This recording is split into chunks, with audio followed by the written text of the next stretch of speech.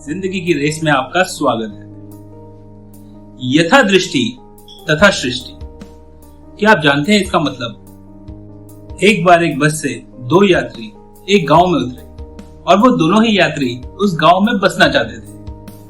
वो दोनों गांव में घूम रहे थे और गांव के बारे में जानकारी इकट्ठा कर रहे थे। तो एक यात्री उस गांव के मुखिया के पास पहुंचा और उसने मुखिया जी से पूछा कि मुखिया जी, आप मुझे ये बताइए कि इस गांव के अंदर लोग कैसे हैं? तो मुखिया ने कहा, अच्छा पहले तुम बताओ कि तुम्हारे गांव में लोग कैसे थे?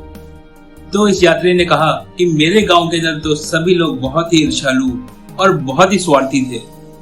तो मुखिया जी ने कहा, यहाँ पे भी ऐसे ही लोग हैं। इसी समय वहां पे दूसरा यात्री भी पहुंचा और उसने भी मुखिया जी से वही सवाल किया कि यहाँ के गांव के लोग कैसे हैं।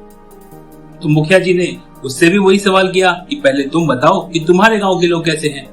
तो उस दूसरे यात्री ने कहा कि मेरे गांव के लोग तो बहुत ही अच्छे हैं, हम लोग एक परिवार की तरह रहते हैं, हम एक दूसरे की बहुत मदद करते हैं। मुखिया जी ने कहा, हाँ तो मेरे गांव के लोग भी बिल्कुल वैसे ही हैं।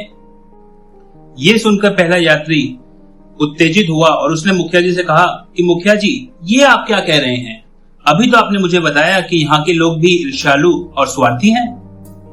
मुखिया जी ने उससे कहा, यथा दृष्टि तथा सृष्टि, लोग सब जगह एक जैसे ही होते हैं।